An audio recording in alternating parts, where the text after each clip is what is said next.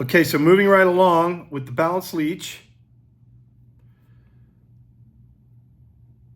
Size 8, 60-degree jig hook.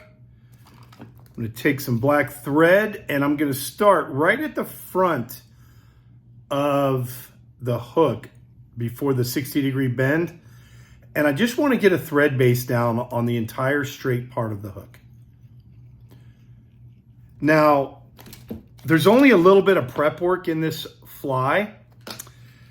To get a balanced leech to ride correctly in the water, you have to offset the bead in front of the entire hook. Now you're asking yourself, how in the heck do you do that? So you actually do not thread the bead on the hook at all. We're going to use a straight pin. We're going to thread the bead onto the end of the straight pin. We're going to put the straight pin on top of the hook and tie it down so that the bead sits out in the front. And what that does is when you tie your leader to this fly, instead of it riding straight up and down like a normal hook, the offset of the bead to the eye of the hook turns this fly up and allows it to ride horizontally. Now, in order to get it to ride perfectly horizontally and not tilted front or back, you have to understand how far forward to put your bead in order to pull the front of the fly down so there's just as much weight on the left side of the eye of the hook as there is the right side of the eye of the hook. Okay, so after you tie a few of these, you will understand how to do that. Now, I'm using just a standard straight pin that I buy in bulk because we tie thousands and thousands and thousands of these. And if you ever run out, just come by my house because I've got if you need some sewing done, we got you covered. But anyway, so the straight pins, unfortunately, are usually longer than this hook, and it sticks out too far. So what you have to do is cut this pin basically in half because we want the head side of it, because that's where the bead is going to slide up against and the head is going to stop the fly from sliding off the front of the bead. So I have a little ruler that I use, and I know that 7/16, if I cut 7/16 off of this straight pin, and it may be different for the straight pin that you're going to use, but for mine, I take some end cutting, side cutting pliers, and I cut this pin down so when I tie it onto the front of the hook, it does not stick out past the bend of the hook so that I can tie in the marabou tail. So now that I've cut my straight pin down to size, and what I normally do is I'll cut down like 100 of these all at one time. I'll just sit down watching a game or something and get all my straight pins ready to roll so that when I go to tie a bunch of flies, I don't have to do so many steps. So once I get my pin cut, I take a 3.5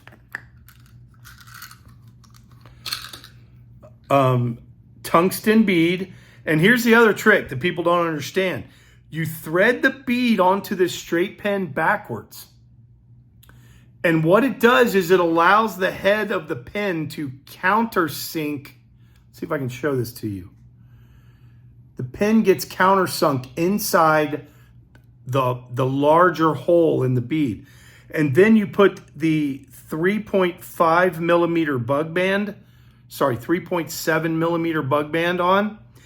And you also thread it in backwards so the big side of the band rides right up against the bead.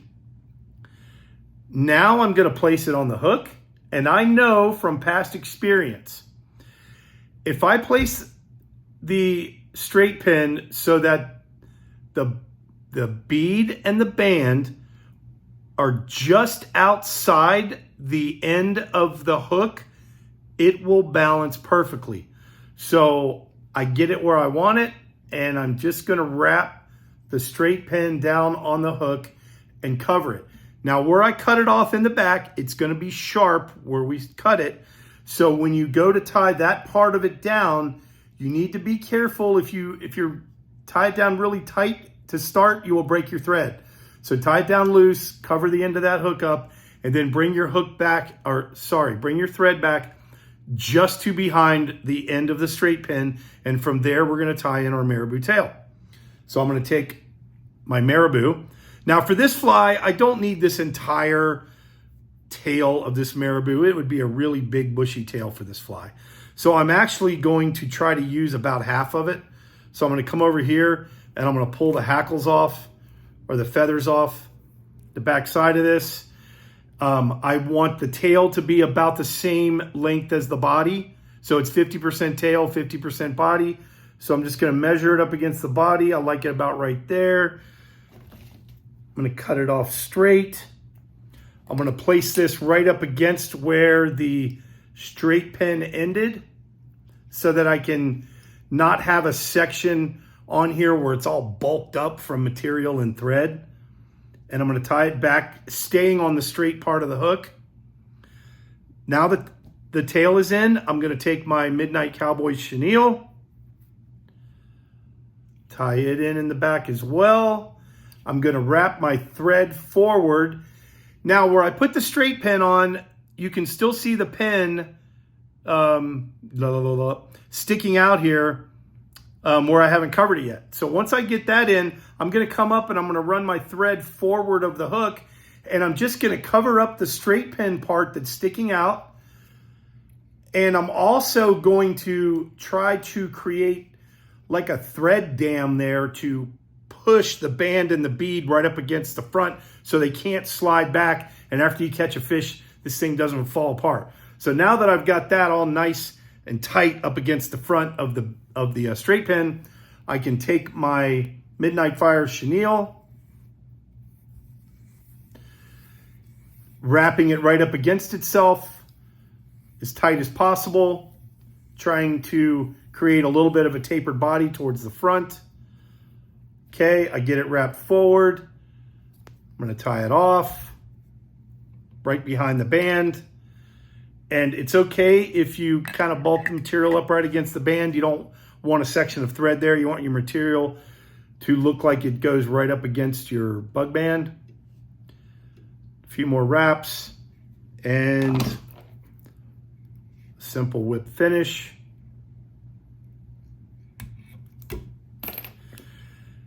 And that, my friends, is how you tie a size 8 Midnight Cowboy Balanced Leech.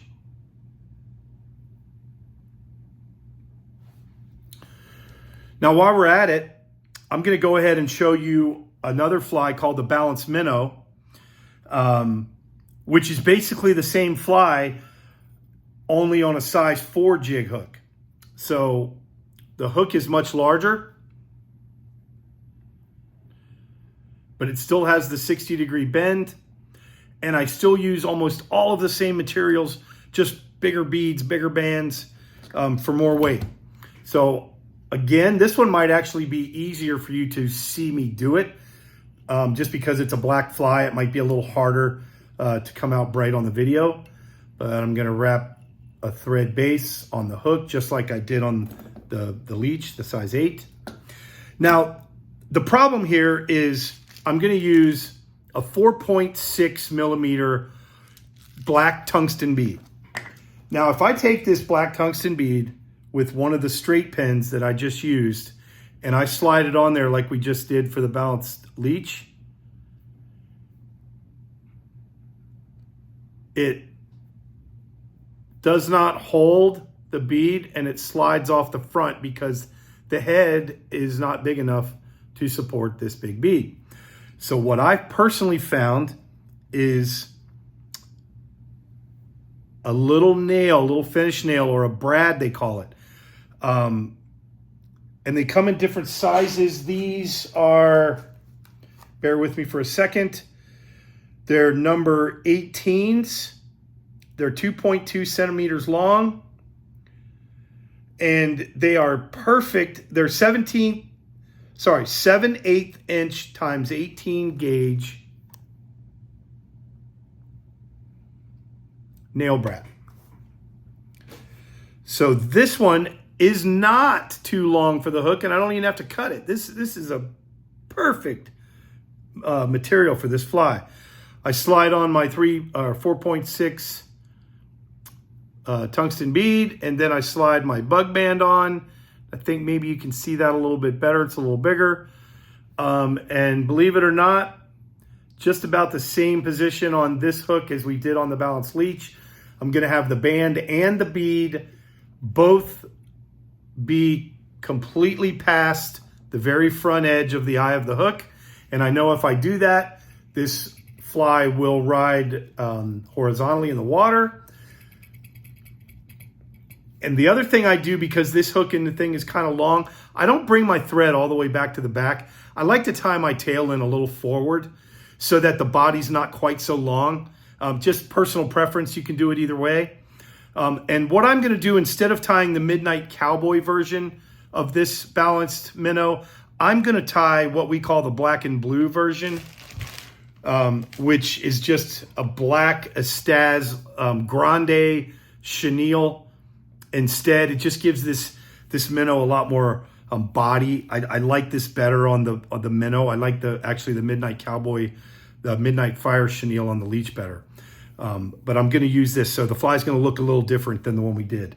So I'm going to get my marabou, and for this one, since it's bigger, I am going to use the whole tuft of marabou. I'm going to measure again the whole length of the body. Is going to also be the length of the tail. Let's cut that off. We're going to tie it in right behind where that nail stopped. But as I told you, I'm not going to tie it all the way back. You can see I still got some hook back there. I'm shortening the body, just personal preference. I just don't like a long body on this fly. The Grande UV Black Estaz chenille has a direction. So I find the base of the strands of chenille moving away from where I'm tying it in. Tie it down in the back, wrap it forward, and then from the Balanced Leech, you'll remember we came up and covered the straight pin. In this case, we're going to cover the nail, creating a dam at the front to push the band and the bead all the way to the front of the fly. Then I'm simply going to take my Estaz, I'm going to wrap it forward.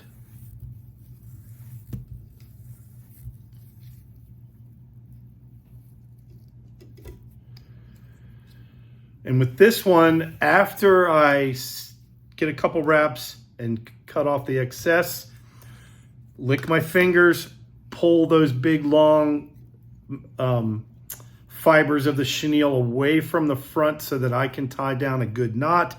And then once you let go, the material will fade right back over top of your knot and your thread, and you won't even be able to tell that you did anything there.